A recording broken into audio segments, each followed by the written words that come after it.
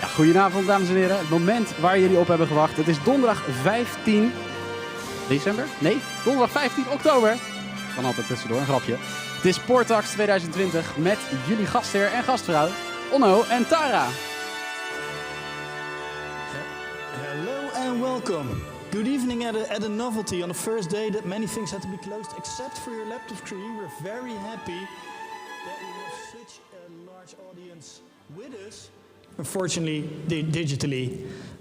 We started off with a physical event, then we had to turn it into hybrid, and now with all these new regulations, it's a fully digital event. It's a first, and that means that things can go wrong. So if there's someone to blame, it's me as being your host for the evening. With me, my sidekick, Tara, and I'm very lucky to have two very capable technicians behind the camera. You won't be able to see them now, but they're the main ones to watch. As for the next hour and 20 minutes, we have 3 speakers for you. We will have Mare Straatmans. I'm hearing a bit of an echo. We will have Mirjam Verhoef. And last but not least, we will have also a duo presentation by Sam Bullet of Innocent, together with his communications manager, Letter van der Ham. First, maybe some very short household remarks. You see, or you could have seen, a QR code. That's for you. If you scan it, you can join us for a digital debate via our Mentimeter, which is cool because then we can ask you some statements and then see who we have in the room and what you're thinking. For those of you who, under the new regulations of the Dutch public authorities, forgot to buy booze, don't worry, we'll be finishing at 7:45 so that you can still run to the stores and get yourself a drink. In the meantime, if you have any questions, please ask them via the live stream. You can do so in English or in Dutch, whatever you prefer. We will see them on screen with a 30-second delay. So if you think, hey, my question is ignored or what is happening here, it's for us to cut out the most inappropriate questions so that we make sure that you won't be hearing those. So, if we can go to our statements, if we can fire up the Mentimeter, please. It's on. All right, so if I can see you on the, please join us at Slido, and then the Slido number is 1765. And first question, and there's no right or wrong, but here we go. The Port of Rotterdam is focusing heavily on automation. Some of you have heard about it. I already see some people with opinions already giving them on screen. But is it helping your competitive position? What do you believe? Is it, if it comes to in your competition, for instance, with Antwerp, does it help if you're a true forerunner in automation? And so far, I see that one vote has been cast, and that's a 100% yes. That's a good thing. We're still at 100%. I'm curious, is there somebody from Antwerp here? Because recently the CEO of the Port of Antwerp said, no, it also comes to the human factor. Oh, it's still 100%. We're going rapidly. I see everybody is in the system. We now have 15. Come on, guys.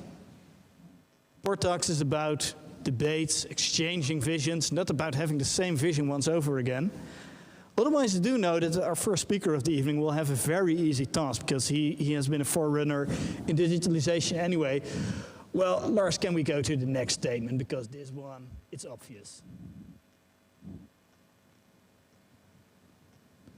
Okay, so for our next question, it's a bit more maybe about your job, my job.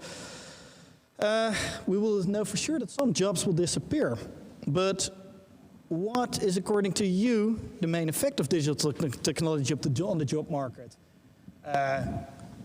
Will a task be replaced, so the amount of jobs will decrease and so will the wages? That's a bad thing, that technology leads to you getting a lesser wage. Will productivity rise, or will it be new tasks and it differs per sector? That's like the typical middle-of-the-road answer. And also here, I don't think, I mean, this is truly about the first time that it's not working. Everybody is apparently having the same opinion all over again. Indeed, new tasks, and it will be different per sector. That it's good that we have people from several sectors this evening on. Maybe if you have something to say about, we have somebody also says it will affect your Yeah, it will have a positive effect, that's good. It's good, but still a very large majority thinks it will be different per sector. Can we go to a next statement, please? A very important one. I have the feeling that I have the right understanding of all the possibilities that are around digital technology in my field of expertise. I know for sure that when I'm sitting here and with all the things we're now trying to do, I don't think I have a full understanding of what is possible, but see, this will be something we need to discuss this evening. It's getting closer. 2/3 so far saying yes, 2/3 saying no, I don't know, and only a third fully knows the potential of digitalization. But they're catching up, the persons who think,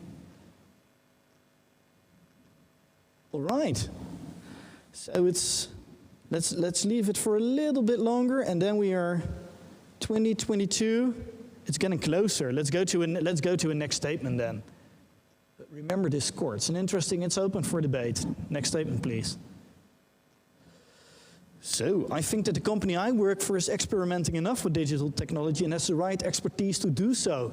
And it's a good thing it's anonymous, because if my boss would be listening, I would say, of course, that they were very capable and a front runner in technology. And also here we see a disagreement. Indeed, that almost a third, and now it's decreasing, but still, it's not a 100% score. So there's still some work to do for all those CIOs in the company. And remember, this is important in these times of COVID, that you do know that this technology transition, that you're able to do so. All right, only 2 more statements to go, I think. Yes. And this is also one very relevant to the port industrial cluster. Cyber threats, also a popular topic. Be frank, is your company aware enough? 50-50. Is it hacked, maybe? Did somebody click on the phishing link? Oh no, there is still some movement. No, but here we see something, and maybe also some of the speakers will address it, because this is important in these times. Interesting, also open for debate. And then for our last statement, before we go to the first presentation, okay, be honest. I would rather work at a company that is a front-runner in technology, makes mistakes but learns from them, than a company that will never invent the wheel. Wow. All digital natives, I think, in the live chat. 89% agrees, 91%. It's interesting to see also what our speakers of the evening will think about it when it comes to their hiring, if they also agree on this one, and that indeed the people now in our live stream are the ones you want to hire in the 21st century. So without further ado, I would like to introduce my first speaker. And my first speaker is one of those well-known persons in the port. I mean, since ever I've been walking around here, I know him being around, whether it was with the Port of Rotterdam talking about startups, whether it was about the possibilities of digitalization. And now he moved to a very old company, now already 150 years old, but still, they also want to make this whole digital transition. And to hear this story, I'm very happy to announce, in person, physically being with us, Maris Straatmans.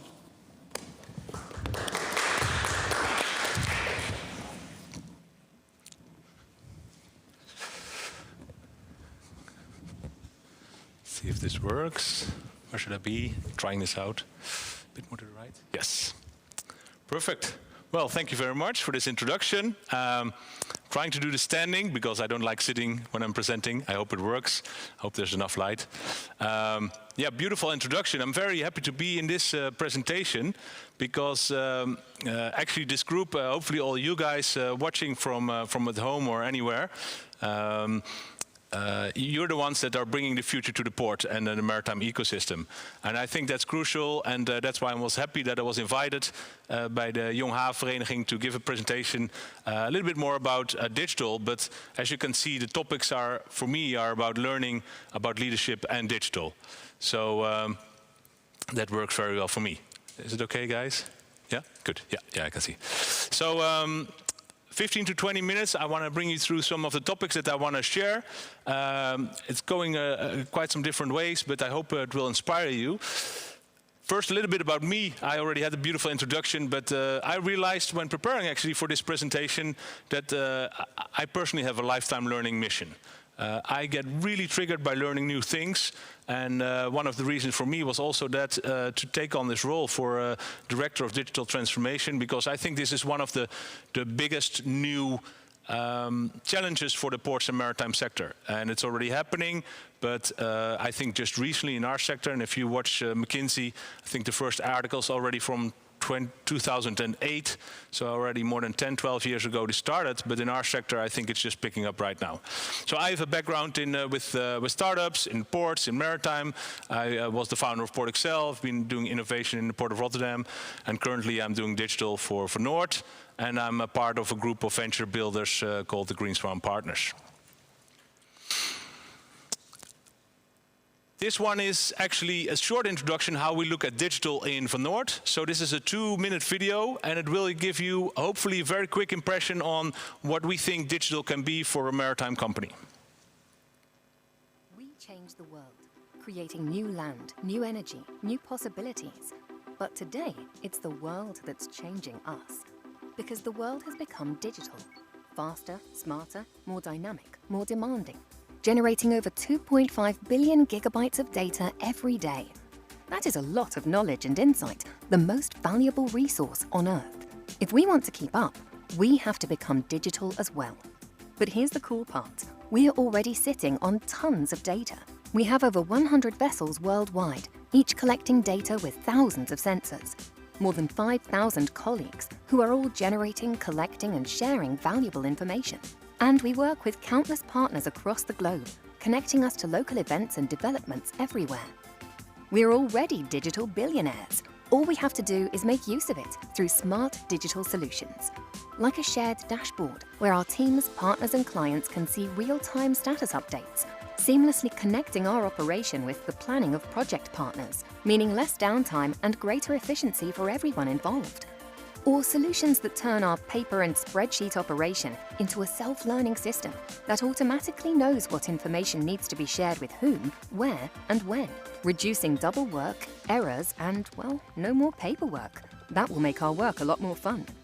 And what about alerts that help us spot new ways to save time and resources? Or an internal marketplace to quickly spot the nearest spare parts? Or an app that will make planning our next trip much simpler? A digital focus allows us to see more, do more, learn more, achieve more. Simply put, digital makes our work a lot easier, and most importantly, our clients a whole lot happier. So sure, today the world is changing us, but only so we can change the world again tomorrow.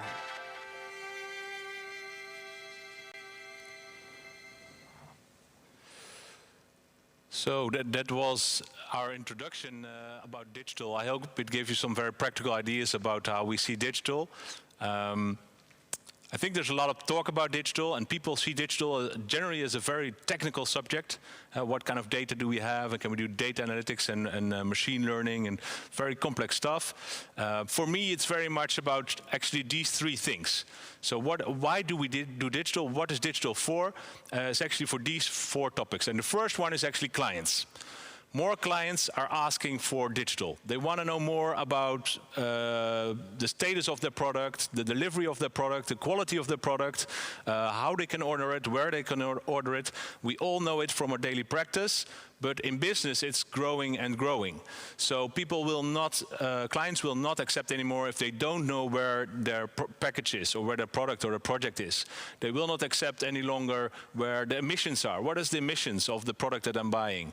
So this is a topic clients, I think, will be asking more and more for digital, and digital will enable that. The other one is people, we've called it people in operations. There's many people in different kind of jobs that do a lot of double work. They retype data, they do data in Excel sheets. There's a lot of work that even they sell, so if you ask them, tell them, it's work that I'm doing double, which could be done more efficient. So there's a lot of potential of helping people to get rid of that boring stuff and to give them more time for the cool stuff, for the value add stuff. So that's the combination of helping people in the company and doing operations smarter. And the last one is very much about business growth. I think digital, for many sectors, offers new potential for new revenue. So can you start for your business new revenues by delivering new services, new add-ons to your current product or new products that can generate revenue for your company? And that's actually a very interesting one because it offers a new potential markets for anybody in this sector. So those are the three main topics we see as why digital is relevant.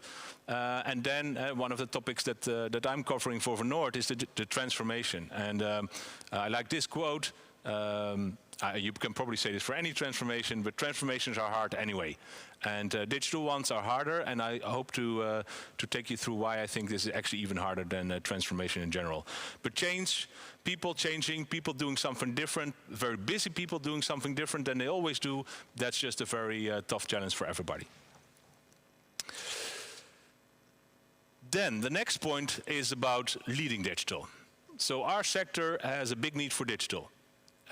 There's an extreme amount of efficiency to be gained. There's new business models coming up. And if the current companies in the sector don't act, they will have the risk of being disrupted. They will have the risk of losing margins because they will get a different spot in the value chain. So this is a real risk. But digitalization needs to be led. And actually it means that leadership needs to understand what digital is about. I love this quote. It's actually from a CEO survey. Not sure it's 500 or 5,000 CEOs worldwide were surveyed and asked about this statement. And they actually, a large part, worry about the digital skills of their leadership team. This means that people are sitting in the leadership teams that don't know what digital is or can mean for their business. So how do you want to lead your business into this new era without knowing what digital can mean for your practice? If you don't know what an internet browser is, how do you know that AI for data analytics is going to mean for you and your business in the near future? So this is a big topic, and I think many leaders are struggling with this, and I also think that you, the audience of tonight, actually has a role in this, but I will come back on this later. So important to tackle this is understanding digital. And the next one is a short video, and I like the video, and it has a small message, but I will explain it at the end of the video. You know, once in a while, something comes along that changes the way we live. A device so simple and intuitive, using it feels almost familiar.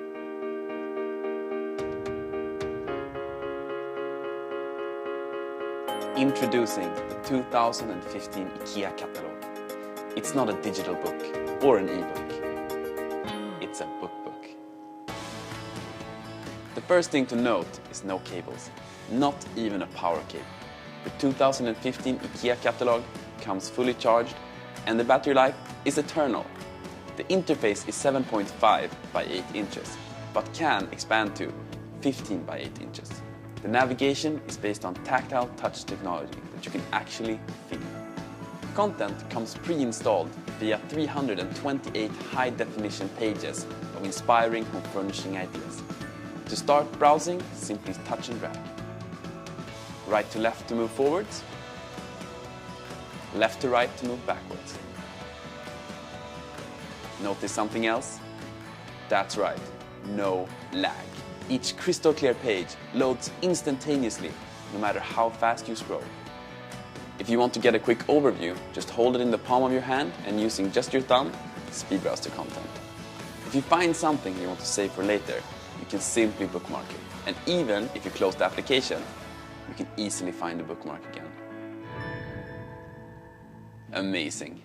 What about multiple users? For that, we've introduced a simple color coding system to avoid confusion. If you want to share a particularly inspiring item, you literally share it. Another special feature is password protection, which is voice activated. Excuse me, that's mine.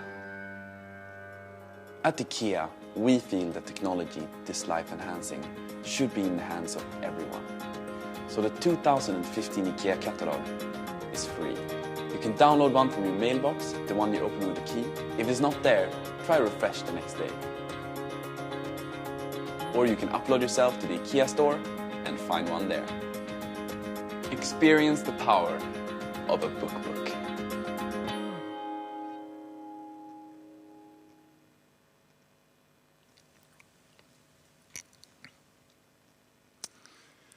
So it's not that I'm a specific big fan of IKEA actually, but I like the context of this video. I like the message that they try to convey. Because if you watch closely, what they try to do is they try to approach what you get as a customer from a customer perspective. And they've tried to make it digital, but that's not the topic. The topic is that actually the customer is getting value, in this case, out of the old technology, just a regular book. But they sell it differently. But I like that customer perspective. And that's for me one of the key topics or the key problems or the key challenges that we have in explaining why digital is important and how you want to tackle digital in a company. And it starts with this. Most of us actually, and I've used an example from Buienradar for the international people. It's an app that predicts whether it's going to rain the next 2 hours or not. And the funny thing is 50% of the time it's wrong. So it's quite useless, but still everybody's using it. And I like this because it starts with data. And the data, all kind of sensors are collected, and they come together, and you've got all kind of forecasts. This actually, in many organizations, I see people understand this. You know, you've got a lot of data, and you do smart things with data, you can make more information. Relevant, but not if you leave out the top part, and that's this part. It's about user value. It's about somebody that needs to take a decision. And this, in our case, in business, it's, am I going to ship my cargo through Rotterdam, Antwerp, or Hamburg? Or am I going to go by truck, barge, or train? Or am I going to do this kind of energy or that kind of energy? All kind of decisions, but you want to be enabled in those decisions. But the decision is the user value. To get that user value, you want to get insights. And you need a very simple app. You want to see, in this case, is it going to rain the next 2 hours or not? And only then, to feed that app, you need all kind of information and data to make that happen. My comment is that I think we understand the bottom part of the story, but we don't very much understand the top part. It's very much about visibility, it's very much about creativity, it's very much about understanding the client. Those are topics we don't generally deal with a lot. So that's the core. So to get all this, we also need a new type of leadership or new type of capabilities. And that's also, I think, where you come in very big time for the sector. Because these new capabilities are the core of the change. It's actually a total different way of working, a total different way of thinking. And I love this model by IMD. It's about leadership in a digital age. And I think actually the word digital is not the best typology, because I think it's technology in general, new technology in general. There's all kind of new technology coming in that can enhance the way we do our business or that can disrupt our business.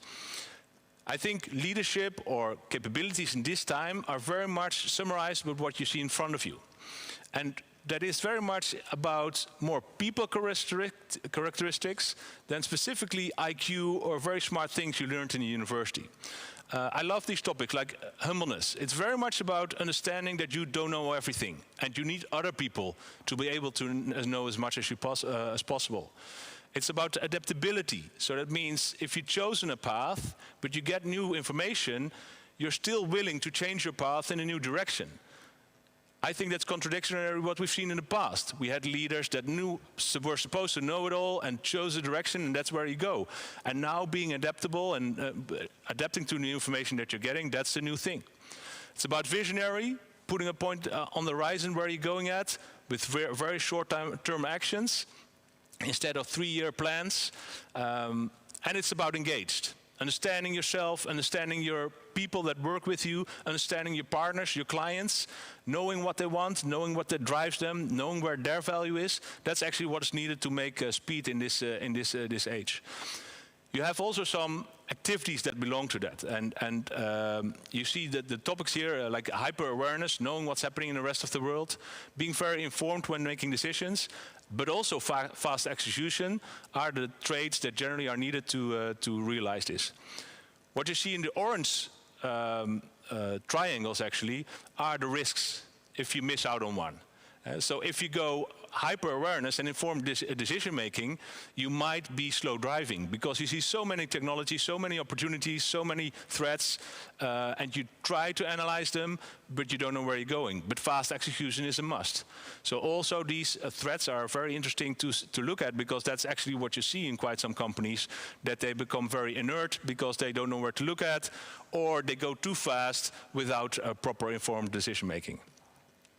So these are skills that all of you bring almost naturally. This is something when you're, I say, and unfortunately I don't fall in that group anymore, if you're in the 40 or in the 35, these are traits that generally come very normally.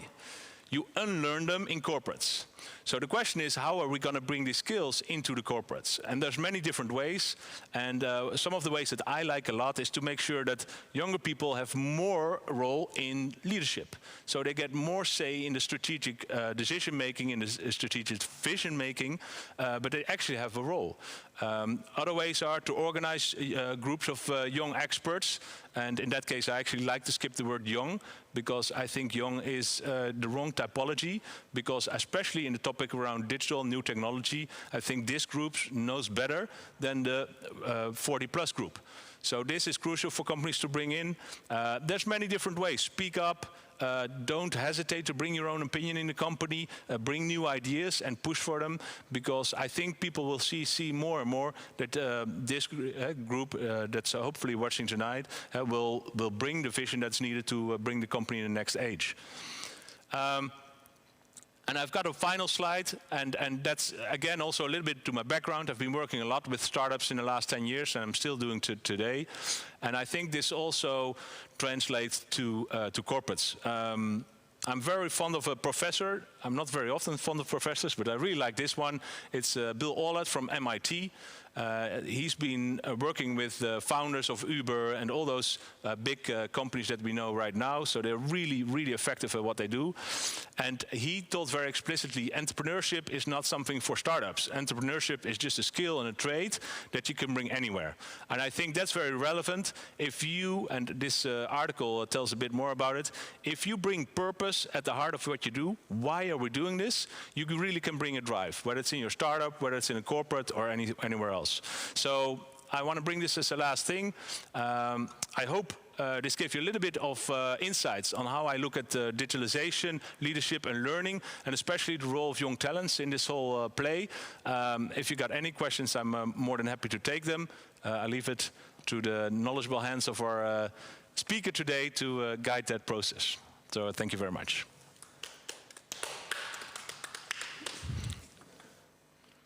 Thank you very much, Mare. Also great to have you here at 1.5 meters, but nevertheless, it's good that we can now discuss some things in person.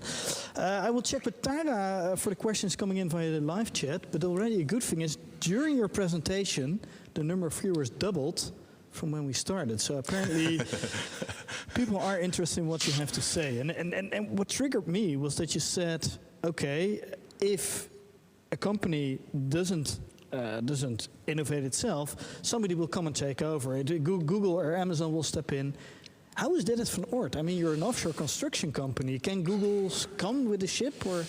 Well, there's many ways, and I actually never liked the word disrupt that much. Mm-hmm. I've been hearing it for more than 10 years, and in maritime and ports, I was like, yeah, okay, I don't know. And I like, very practical value-add innovation and all this disrupt. But I'm actually seeing it more and more. I mean, in logistics and ports, you see it already, right? There's a lot of middlemen that work with in transparency. Mm-hmm. Yeah, those will be disrupted by platforms that bring transparency.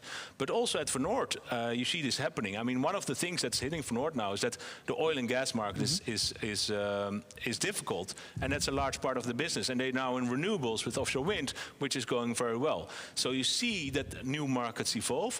And yes, I also think that digital is on the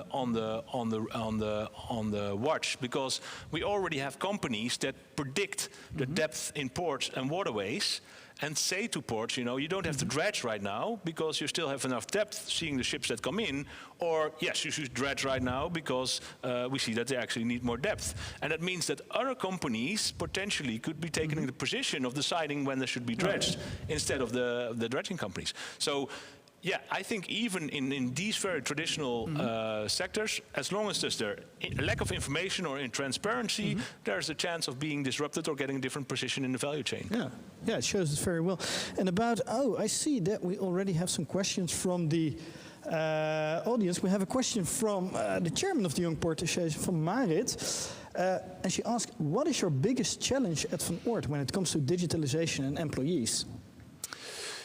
I think it's not for that reason that, or it's not coincident that I have the topic of this presentation. It's very much about understanding digital, and if you are, and I literally get questions those every day from different kind of people. I've got people that say, I've got to lead 15 young people. They all know digital. I don't. Please help me because I cannot lead this group anymore. But there are also people coming to me like, AI, I hear presentations, but after 20 seconds I'm switched off because I just don't get it. And there are people saying, coming to me, like, internet browser, you do this online poll, internet browser, what is that?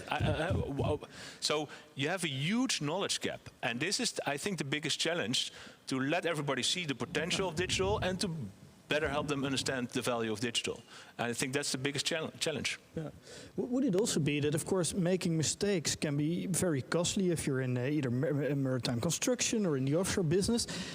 How do you ensure that there's a culture where people want to experiment, and also where making a mistake is allowed? Because that can be quite a challenge, I think. Yes, so I would very wisely choose where you start your tests. Of course, there are operations where you don't want to interfere straight away.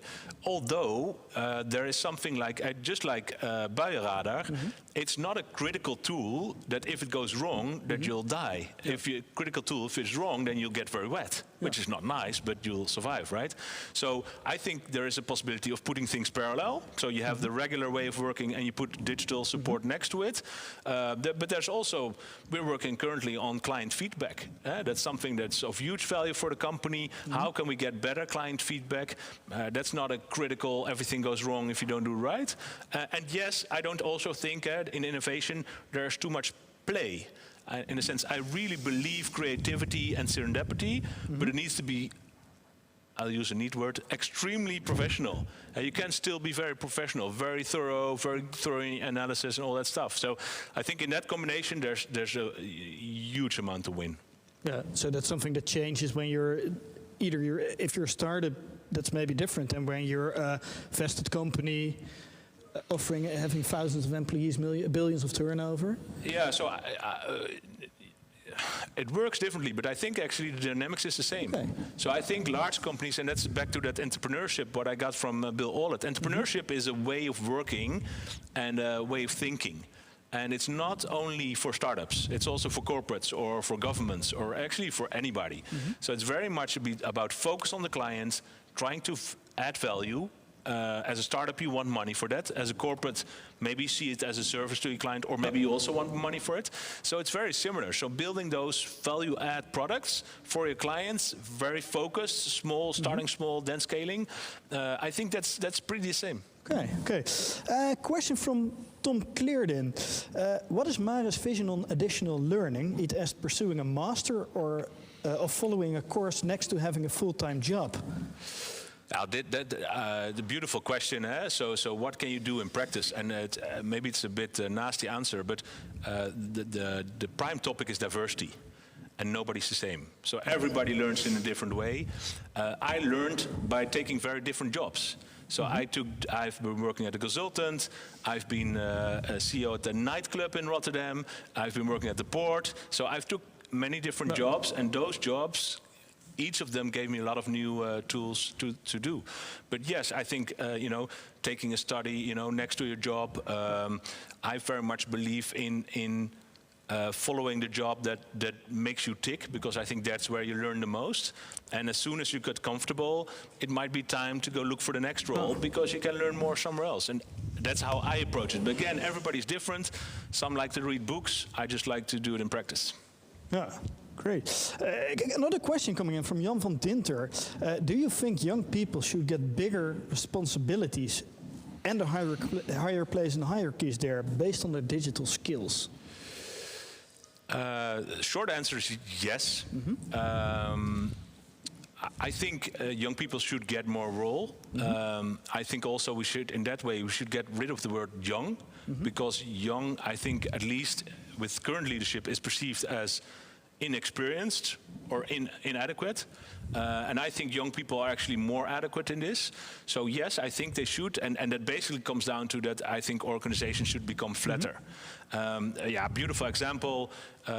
We had an intern in Van Noord. And I hope nobody will kill me for telling this, but we had an intern at Van Noord, and he was running our most important pilot with our most important client in our most important business unit. Why? Because he was good, and he actually knew digital better than me. So yes, I think it should. It's difficult how, where, and when, because there's many people in the organization. But yeah, the flat-out answer for me is yes. Okay, and then maybe as a last question, and I see it also coming in the live chat questions about this. What is the number one thing a company can, and in your words maybe should do, to create such an atmosphere where these initiatives can thrive? What is it that should be done tomorrow? Tough question. Is your question? Yeah, no, I get it also from well, I did write it down, but also in the chat people ask, okay, so what can my company do? Yeah, I very much believe, and it's maybe not the answer people are looking for, creating diversity. If you have different, and diversity is not the end answer, because it also means everybody listening to the diverse opinions. I'm very outspoken. There are people in my team that are not so outspoken. So what I need to make sure that I sometimes shut up, so that other people start talking. So this culture of listening, being hyper-aware, being humble, being diverse, I think that's the crucial factor to make new things happen. Yeah, next to that, very practical maybe, I think it helps if you have a space separately of the organization that where you put some of these guys that make very value add, because that's the problem, no play, very value add solutions for the company. I think that's a very practical thing. So maybe the combination of the two. Great. Once again, for you at the live stream, please, behind your laptop screens, give Mare Straatmans a warm round of applause. Thank you for being with us. You're welcome.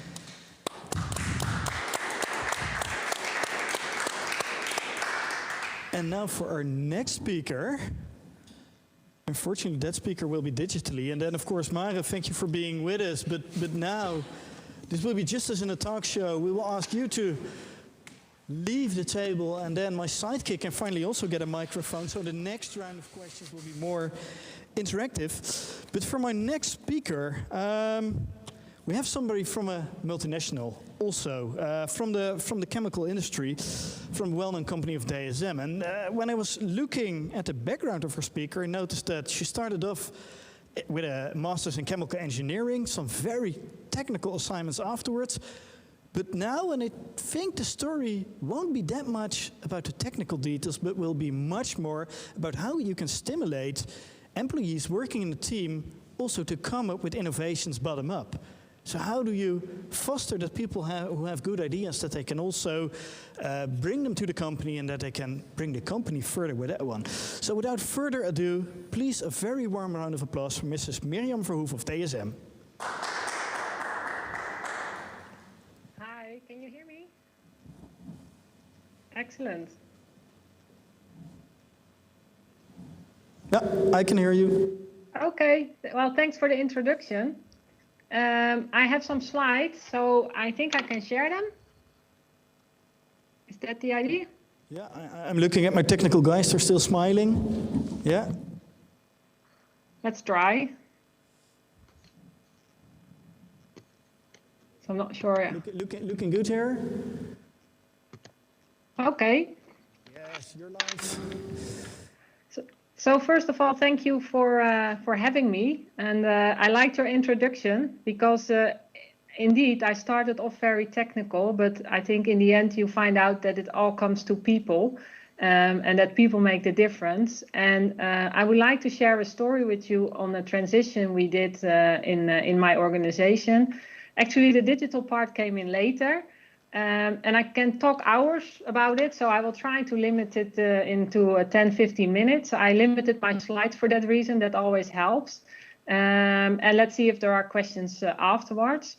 I listened to Mare, and what I very much liked about it, I'm a customer of all the things which are happening in the port of Rotterdam, because we ship our products, and sometimes they're indeed on the ocean for weeks, and we would love to know where they are and whether they are on the doorstep of our customer on time. So I think that part definitely related to me. I will tell a bit about what can you do tomorrow. Also, I think for the people who are in the live stream, I want to share with you what we did in Hoek van Holland on the site, but I also want to share a bit with you what I think you can do tomorrow already to make a difference in your own organization. And what you see here on the page is, I think the right representation of what a chemical plant will look like in the future. So there is a lot of comments about this person probably not wearing his glasses. Probably it's not needed anymore in the digital world. There are less you see a lot of data happening real life. I think what is happening is that it's coming a lot faster than we think. And what I try to do with my team is to prepare people who are actually working in my organization for what's coming in the future. So I have people who still have to work the coming 35 years. I have people who work still the coming 10 years. And I think digitalization is going so fast. If you look in your own environment, at your telephone, at your banking, what you do, this is coming into companies, and jobs will change. That was one of the questions in the beginning, and I think you can imagine what I answered there. So the next slide, what we started in my organization, we are a chemical plant, and we started a continuous improvement journey. And there are three basic rules why we started this. What we really wanted to do was use the talent of our people. And I truly believe that everybody has talents, but they're not all the same, and they shouldn't be all the same. And I say sometimes people have a talent for generating ideas, and people have talents for executing them or finishing them. And if you really can tap into this, a lot of things can happen in your organization. But you need to create capabilities for that. So you have to give people some skills or some opportunities to try things out, and give them freedom to work on where they think they can make the difference. And I will explain a little bit later how we did that.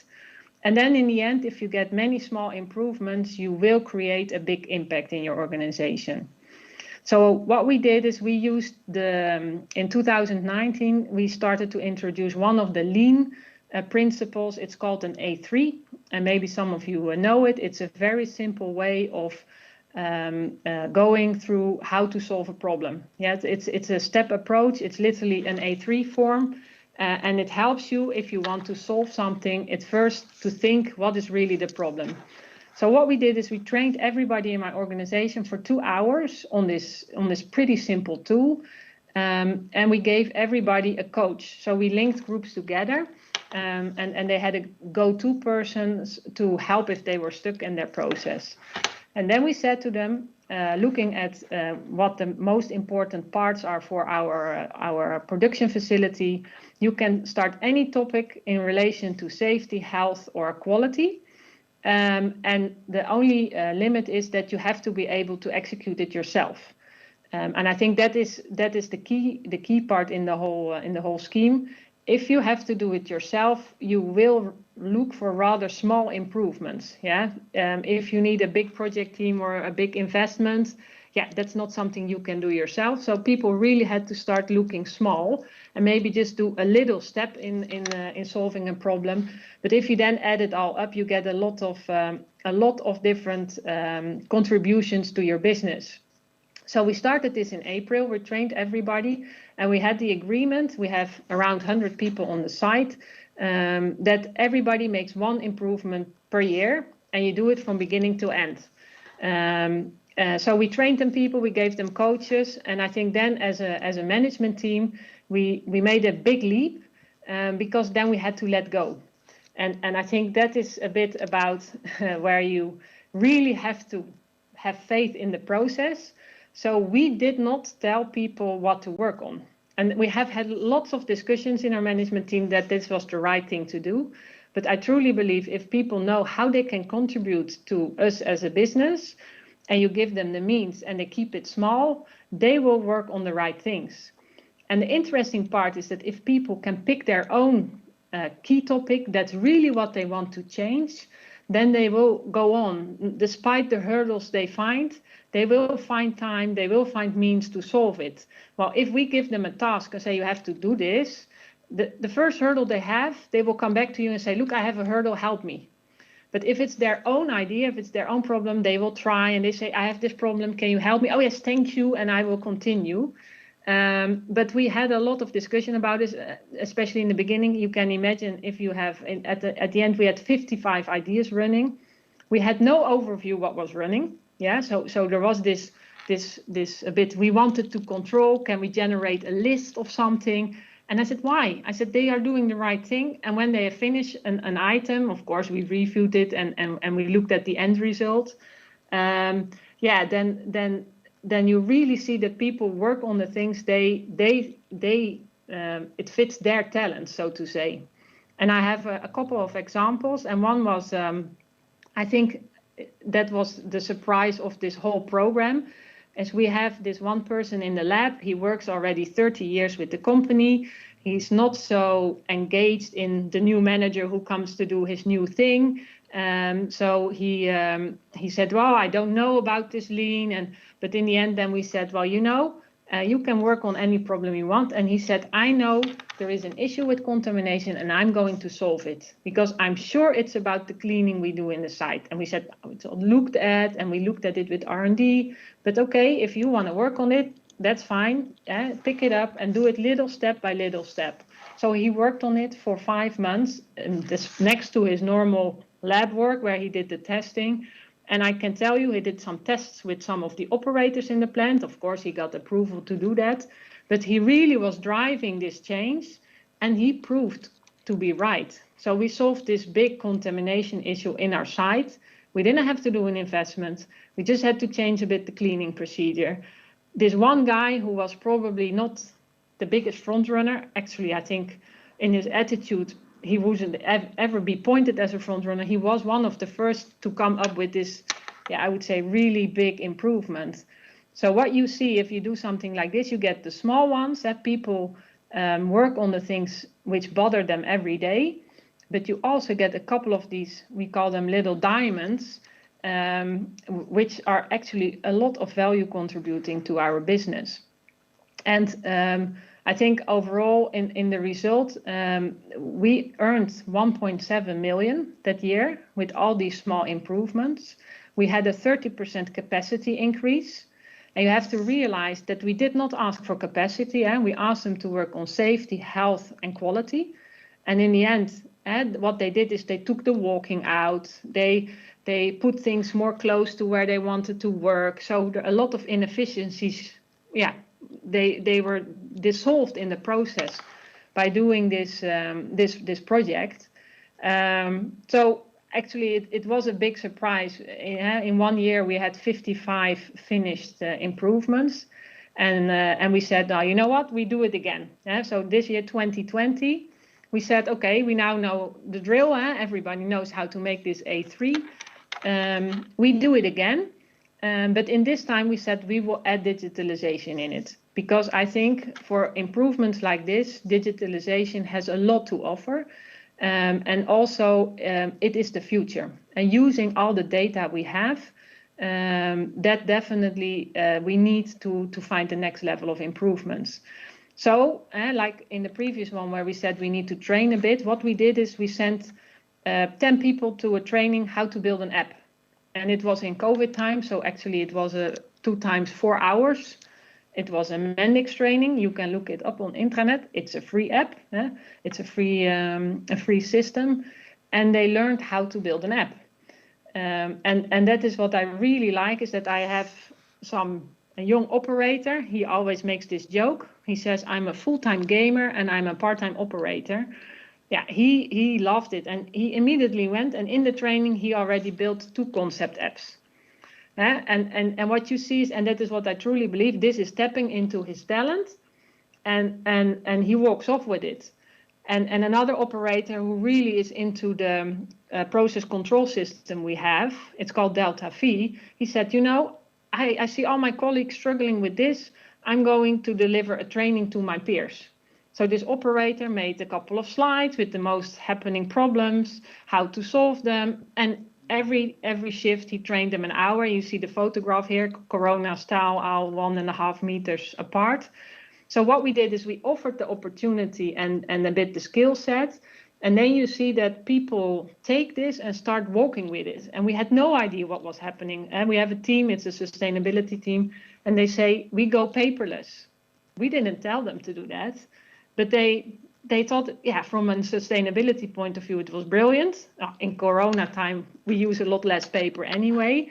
So they have this app now, this Mendix app, and every department is playing with it and trying it out, how they can use it best.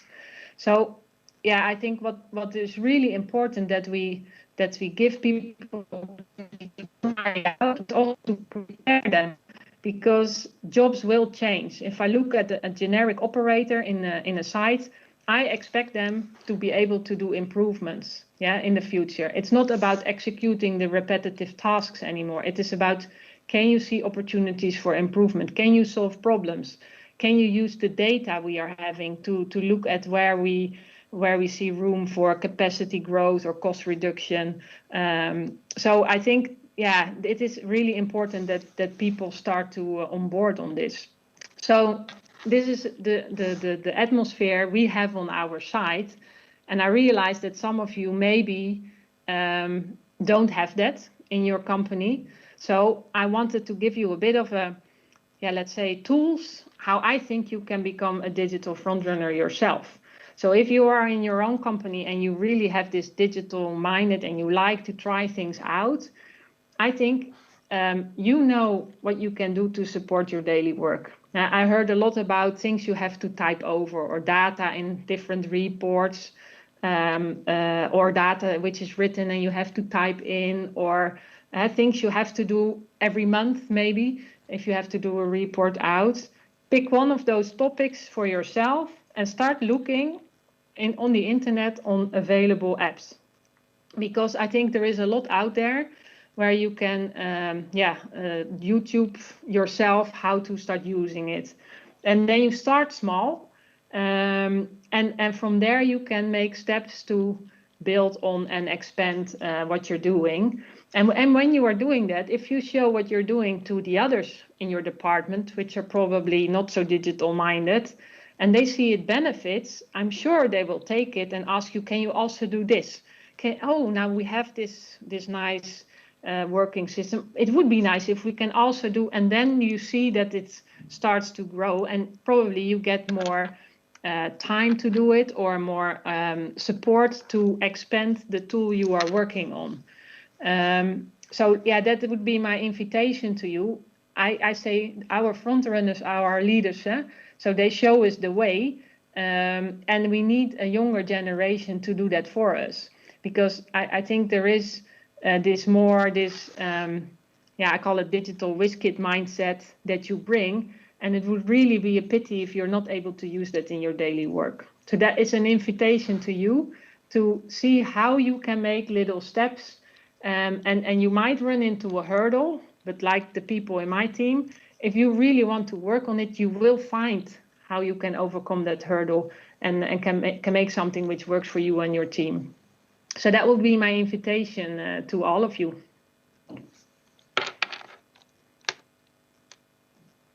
For your presentation, a warm round of applause for Miriam.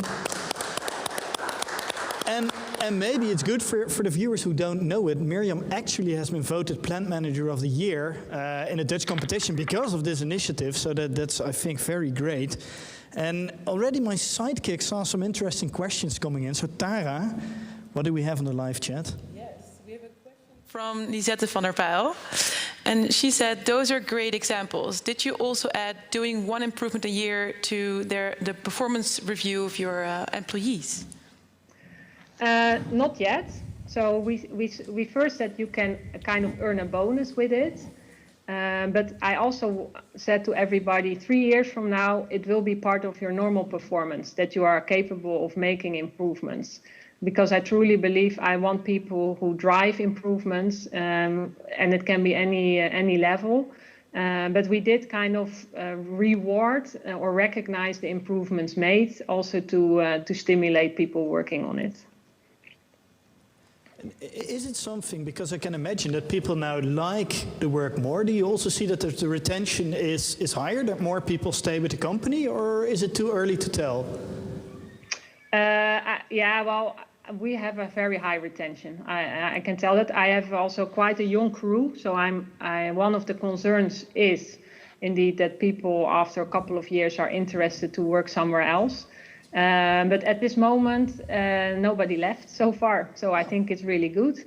And what you do see is also in their daily work, there is definitely a spin-off of, trying to solve things first yourself, because they know now how to look into that, or that it's okay that they get the room to do that, and the trust to try a couple of things without.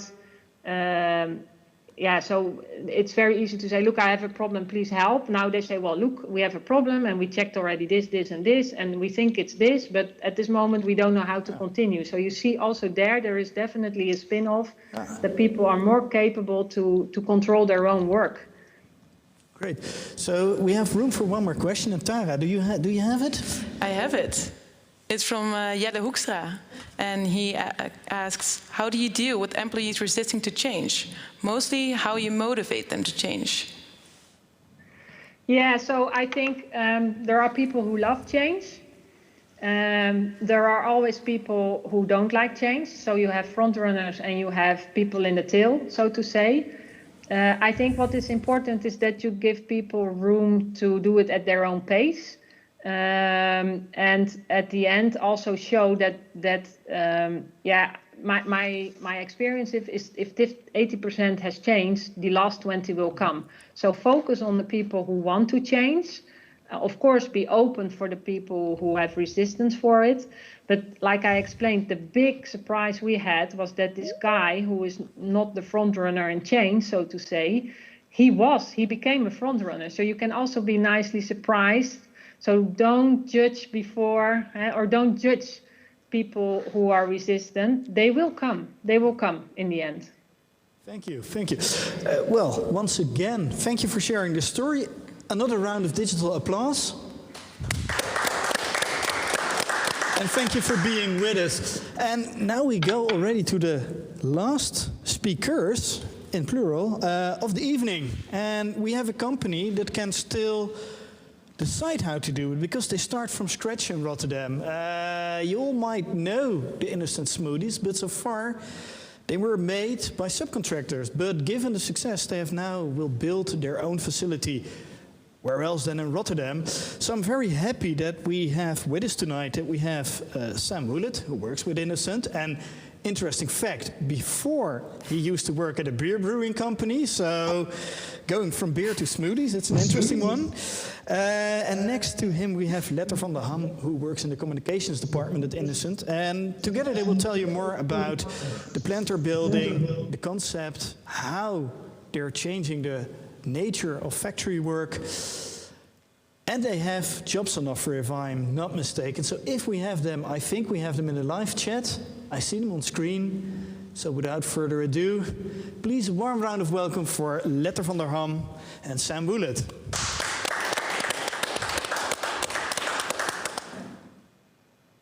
Hi everyone. I'm not sure if you can see me yet or hear me. Yes, all good. Absolutely. Sam, it's pretty dark over there. And you're still on mute. my cameras are doing this all day. Gotta love technology. Thanks for having us. I have some slides prepared as well. It's actually, I think I'm speaking for the both of us. It's our very first speaking opportunity in a virtual way. And it's pretty cool to see that it actually all works. I have my presentation in front of me. I have my live stream here on my phone on the left. It's the perfect example of the positive sides of digitalization. So thank you, Onno, Tara, for making this happen, and the rest of the team, of course, as well. We'll try to keep it short and sweet, but we have a pretty cool story to tell, so excuse us if it takes a little longer.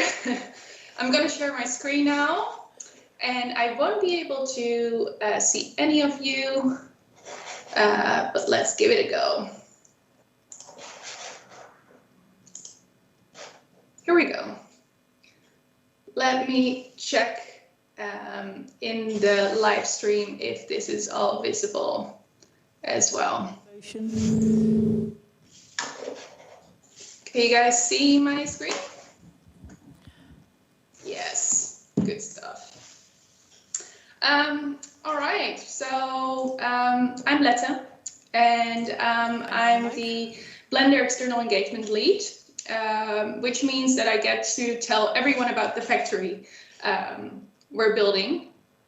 That factory is called the Blender. And I hear most of you, oh, is it really working? Yes. I think you hear me, but don't think you can see my slides. You should put it on full screen if you can. Yeah, that's strange. Let's try it again. Yeah. How's this? Yeah, perfect. Okay, gotta love technology. Let's go back. So that was me, Blender External Engagement Lead. Like I said, I get to tell everyone about the factory we're building, which we call the Blender. And I hear most of you think, well, is that really a job? I'm not sure of that either, actually, but it's a really cool, fun thing to do. I'm really happy I'm with Innocent. But before we kick off, I would like to start with a little energizer. It's something we do at Innocent every Monday, or at least at our Rotterdam office. We come together as a group and we update each other on everything that's going on. And we just energize ourselves a little and get ready for the week to start. So for that, I would like you to use the chat box as well, because I'm going to show you some statements about Innocent, because this is also a way for me to get to see if you already know a little bit about Innocent or not. And I would like you to answer the statements with a yes or a no. If everyone's ready, I'm going to start. So the first statement is that Innocent was founded in the year 2000. And I'm waiting for you to reply with a little yes or a little no. Just giving you a couple of seconds. In the live chat, we can just type yes or no in the live chat, and I will let Letta know what we will answer. Yeah, awesome. Thank you, Tara. So the answer to this one is actually no. Innocent was founded in 1999. As you can see, there were a lot of yeses, so unfortunately, Niels and Tom, you were wrong. Nice try, though. Next one. Innocent has made a bean smoothie. I'm also looking at the live chat in the meantime, but it's my connection isn't great, so it might take a while for it to come through. Yeah, so this is where we have, this is the negative side about meeting in digital. We have a 30-second delay. All right, okay.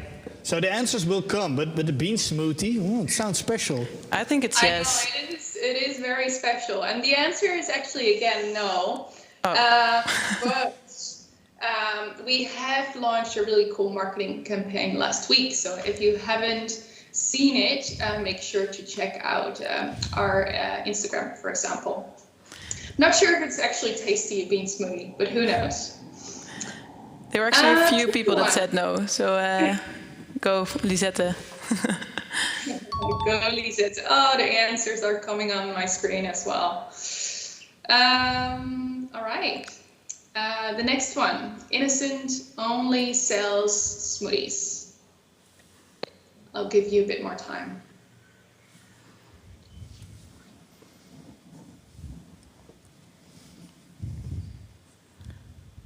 I definitely think yes.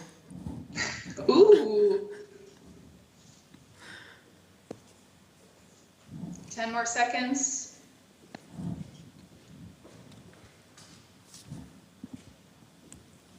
I see another no from Marit. Yes, I see actually a lot of good answers coming in. No is the correct answer, everyone. We sell juices, we sell, maybe not in the Netherlands, but we also sell things like coconut water, plant-based milks. We actually have a lot of products. And if you answered yes, we probably have to do better marketing. All right. That's the little energizer. Thank you all for participating. And now let's talk about Innocent. So when you start working with Innocent, the first thing you learn is how it all started. And that's actually a really great story. And it is about those three guys on the left, Rich, Adam, and Jong. They decided one day that they would sell some smoothies at a stall at a music festival, and they put up a sign above their stall asking people if they should give up their jobs to start selling smoothies instead. They put two bins, here are the bins again, you've probably seen them before, in front of the stall, one with a yes on it and one with a no. And I guess the rest is history. So at Innocent, let's move on to the serious stuff. At Innocent, our purpose is to make natural, delicious food and drinks that help people live well and die old. And it has been Innocent's purpose from the very start. And in some time, we're getting closer and closer to it. We want to become the Earth's favorite little healthy food and drinks company. Our values, which you see here, play a very important role in this. They really embrace what Innocent is all about and how we do our business. And they brought us where we are today, whether we apply them through our recruitment or in our office activities. They really are fully present within our company. But where we are today is not where we want to be in the future. In fact, the next couple of years we aspire to become good all around. And that means that we're looking at ways to make our business even better. This is not a new thing. From the start, Innocent has always been about doing business the right way. We don't really care just about making profit. We care just as much about the impact we make on planet and people. For example, and this is what the 10% is about, we care we donate 10% of our profit to charity, mainly to the Innocent Foundation. And we offer every single employee at Innocent to volunteer one day a year. Because we're getting bigger, and also, or mainly because we figured that we can't really do this alone, because you need other companies to join you in this mission, we decided to become a B Corp. And B Corps are organizations that use their business as a force for good. And they collectively try to balance people and planet and profit. Which brings me to what I'm really here to talk about today, and that's the blender. And the blender is a keystone in our company that will help us just do that, balance people, planet, and profit. Meet the blender. So this is the blender. Or this is how the blender looks like right now. It's at the Kop van Beer. As you can see, we're very close to Hoek van Holland Beach. And we have a pretty awesome view. this is what the blender will look like at the end of the summer next year. This is our office, and this is the factory, and they're both connected. This is also what the blender will look like, but just from a different angle. And this is also what the blender will look like from another angle. So what is this blender all about? The blender is what we like to call the Earth's favorite little healthy drinks factory. And it's a new kind of factory. It's something you've probably never seen before, at least we don't, or we haven't. And it's here to make great drinks the right way and inspire others while doing so. And there are a couple of things that make the blender a really special place. And there are dreams that we put into practice, or try to put into practice. The first thing is that the blender will be planet friendly. We do this in 3 big ways. There are a couple of more things that make the blender planet friendly, but these are the main things. The blender will help us cut out carbon from our supply chain. For the ones who don't know what carbon is about, it's that nasty little thing that's causing our planet to heat up, and we all know the consequences of that. And if you don't know about carbon, I highly encourage you to Google Greta Thunberg or David Attenborough. They can tell you all about it.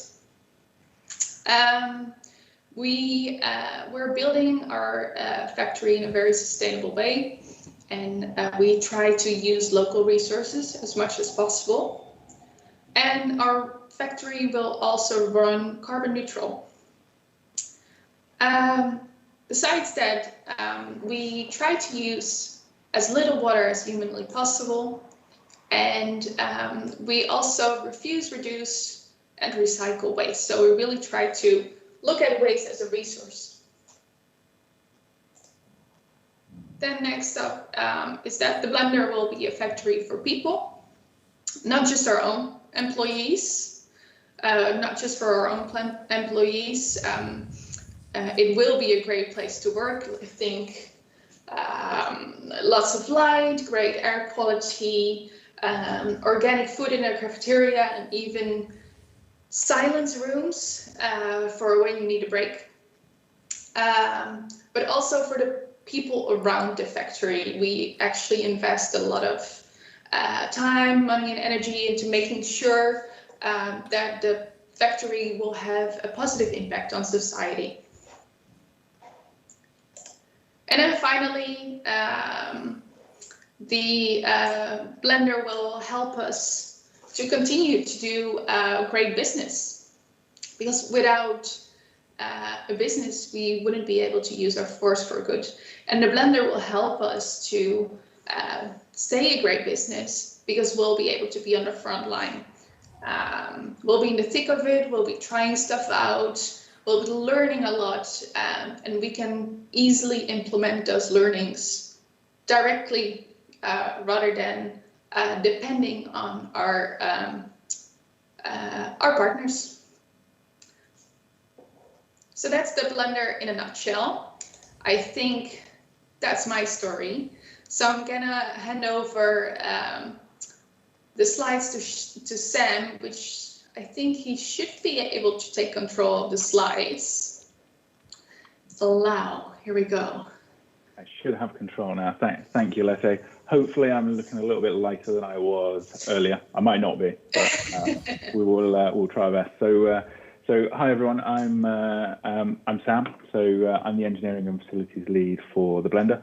And I'm not only involved in getting the blender up and running, but I'm then responsible for keeping it running. And I've been in Innocent now for 6 years, and this is a journey I'm hugely excited that we're going on as a business. Now I could probably bore you all for the rest of the night on the automation and technology that we're going to be using in the blender. I would be happy to do that, but somebody has told me I only have 5 to 10 minutes, so I will try and give a very quick tour of some of the technology and automation we're doing. But first, I thought I'd start with where we are now. So this is me. I'm on the left there on the construction site last week with my colleague Jamie. And as you can see at the moment, we're working really hard on building the blender. So we're working hard on putting up the steel structure, putting up our 28-meter high warehouse and finishing off the groundworks. And when we're done, this will be the home of the blender team and the leading technology that we're planning to implement within it. And that's not just leading technology to achieve our sustainability goals, such as the heat pump you see on the left, which allows to reuse our own waste heat and avoid the need for natural gas supply into the site. Or the FluVac unit that you see on your right, which is an innovative way of flushing pipes using compressed air instead of water. Now, this innovation reduces our water usage by about 50%, which is huge for a site such as ours. But it's also about the leading technology and automation that we're putting in across the blender, which removes repetitive tasks, makes the blender a safer place to work, and really ensures that every role that exists within the blender is value adding. And that's technology like this, which is our ingredients warehouse, where we're using auto unload technology and automated goods vehicles that unload our ingredients, store and manage them in the racking, and then pick our ingredients for blending when we need them and deliver them to the point of use. Now, not only is that great from an automation point of view, but also from a safety point of view. There's no forklift trucks in that area, which makes it a much safer place for our people to work and operate within.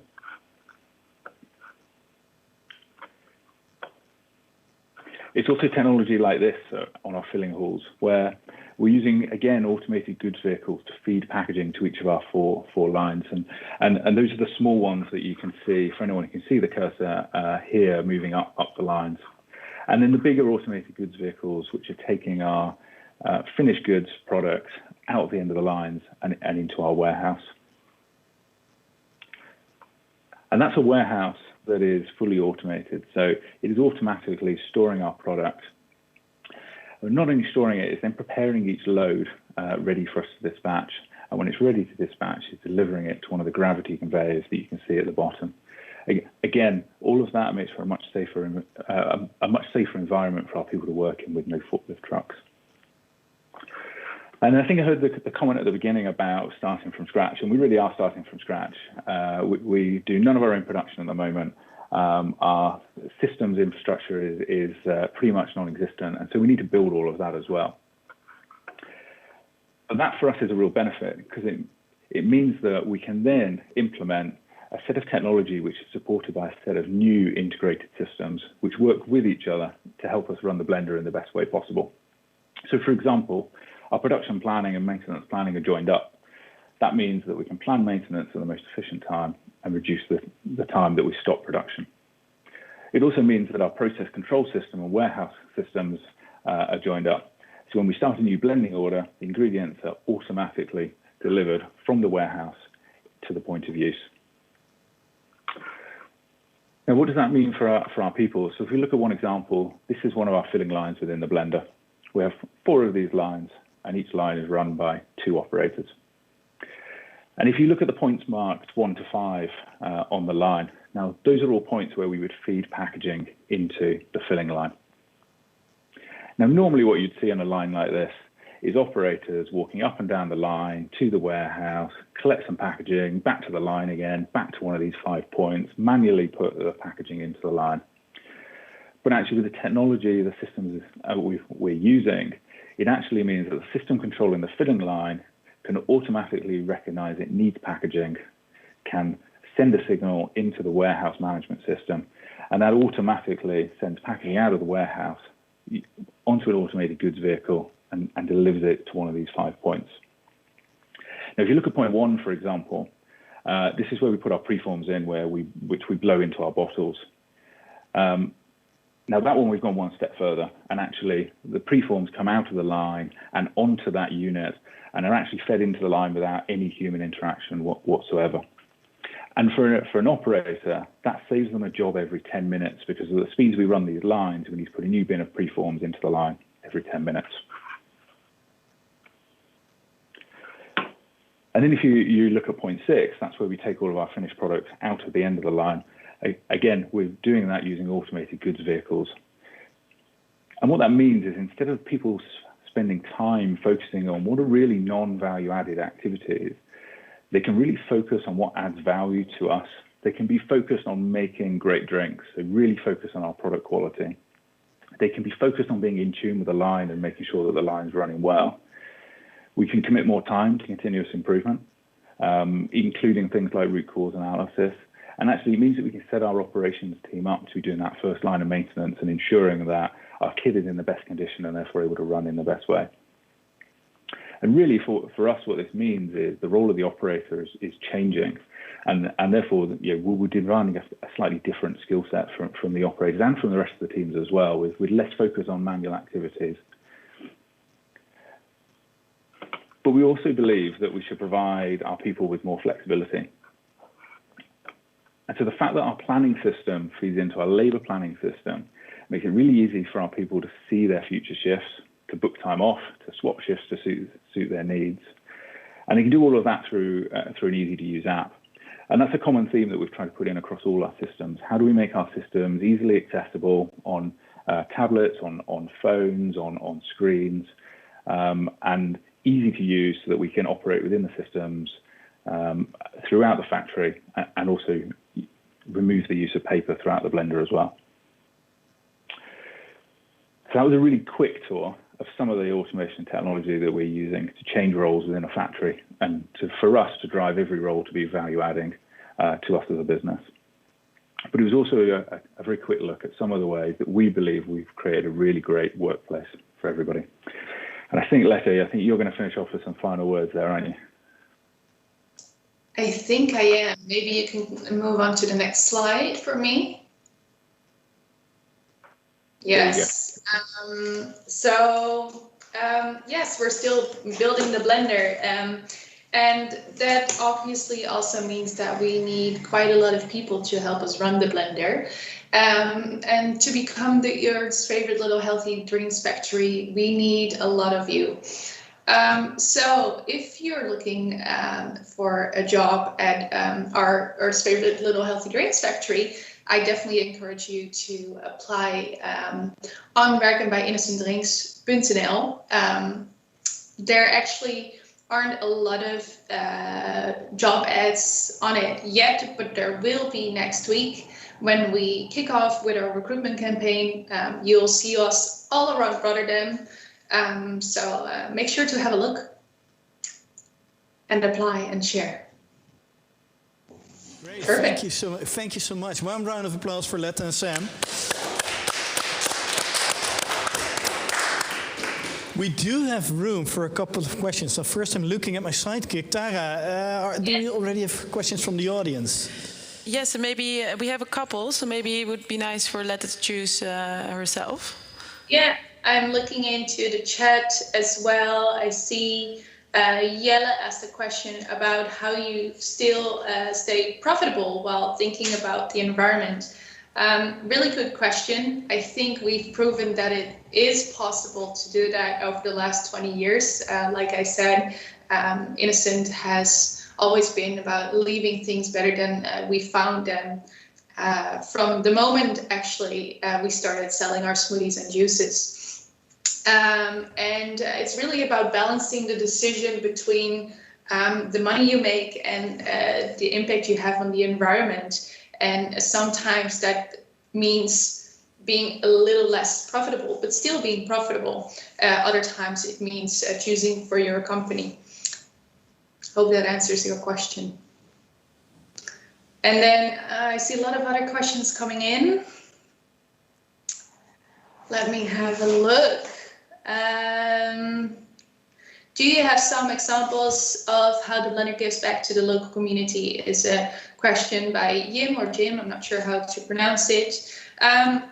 We're actually currently building the factory still, and giving back to the local community is something that will really kick off once the blender is up and running. However, we are working with local suppliers, so that's definitely an example I can highlight. But we are developing all those plans still. One more. I'm not sure if I can answer every question, but I'm going to try my best. Yeah, let's see.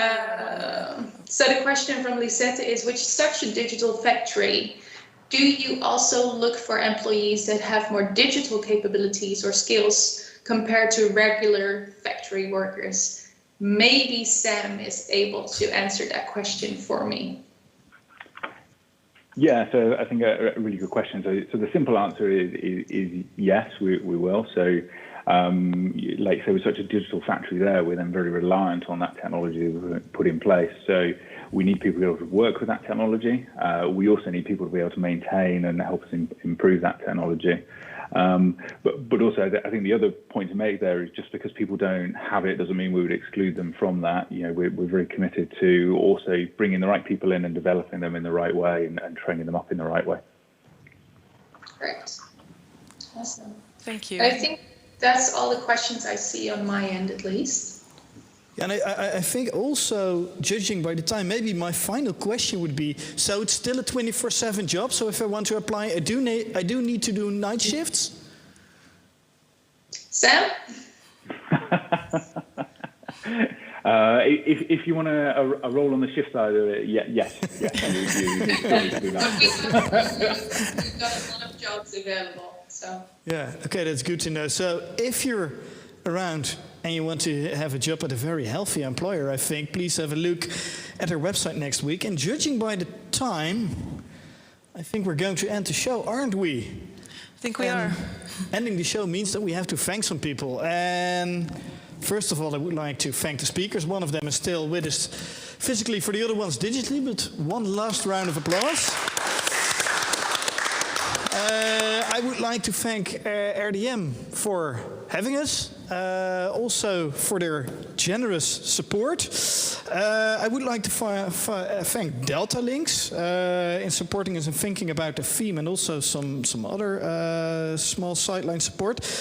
And of course, the people who made it all possible, and that are our technicians. And I think the Jong Havenvereniging should be very happy that they have a board member whose main hobby it is to make radio, because that has been great. And now he's getting a microphone.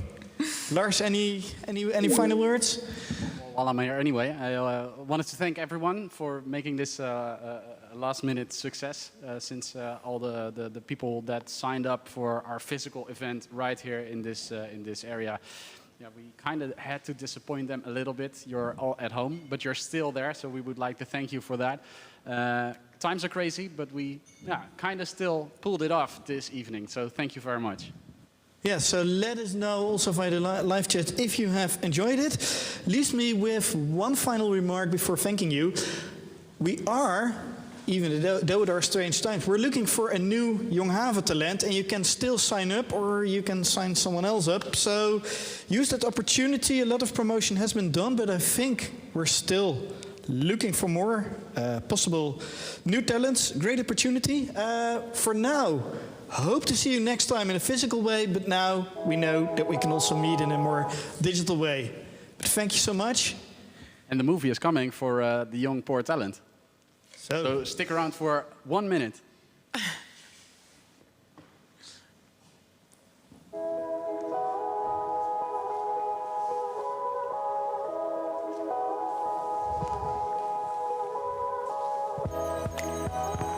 Om Jong Haventalent te worden zul je eerst kandidaat gesteld moeten worden. In mijn geval gebeurde dat door mijn werkgever PortBase. En daarna krijg je de mogelijkheid om je visie of je missie voor de young professionals in haven en logistiek te verwoorden. Ik heb me gefocust op eigenlijk alle ontwikkelingen op het snijvlak van logistiek en IT. Wat bij PortBase heel erg leeft, maar eigenlijk in de haven breed. En daarbij op zoek naar de nieuwe talenten. Dus we probeerden de haven naar de campus te brengen. Deze missie is deels geslaagd. We zijn heel goed begonnen, groot draagvlak gecreëerd onder de havenbedrijven, de opleidingsinstellingen, het havenbedrijf, PortBase natuurlijk. Wat uitmondde in een mooi event in december afgelopen jaar. Er stonden er nog 3 op de planning, maar die zijn door COVID-19 wat verschoven. En we kijken nu met diezelfde partijen hoe we dat dit jaar, eventueel volgend jaar, gaan voortzetten. We hebben Koen als Jong Haventalent genomineerd omdat wij vinden dat de haven talenten nodig heeft. We vonden het ook belangrijk om te laten zien dat havens meer zijn dan alleen de fysieke haven, maar dat er heel veel omheen zit en ook bijvoorbeeld IT. En Portbase is daarvan en vandaar dat we Koen genomineerd hebben. Dit jaar heeft me ontzettend veel gebracht. Ik heb ontzettend veel mensen leren kennen, heel veel events gezien, hele gave bedrijfsbezoeken gehad. En je krijgt natuurlijk het podium om je missie voor de Young Professionals in de havenkracht bij te zetten. De nominatie van Koen heeft ons opgeleverd dat Koen zelf zich sterk ontwikkeld heeft, veel breder heeft kunnen kijken dan alleen zijn huidige werk. En voor onszelf als Portbase heeft het echt naamsbekendheid meer opgeleverd bij deels ook toekomstige werknemers van Portbase. Ik zou andere bedrijven zeer zeker aanraden om dit te doen. Het is voor de persoon in kwestie denk ik heel goed om breder te kijken. Je leert ervan als bedrijf. En ook voor je naamsbekendheid is het goed. En voor de haven ook, dus zeker doen. Mocht jij dit nu horen of zien en denk jij, ik zou ook wel die rol als ambassadeur voor de Young Professionals in haven en logistiek een jaar lang willen volhouden. Of ken jij mensen die dat goed zouden kunnen? Geef ze op. Het is een fantastisch jaar, het geeft fantastische uitdagingen en het is gewoon een prachtige titel om een jaar mee op pad te kunnen.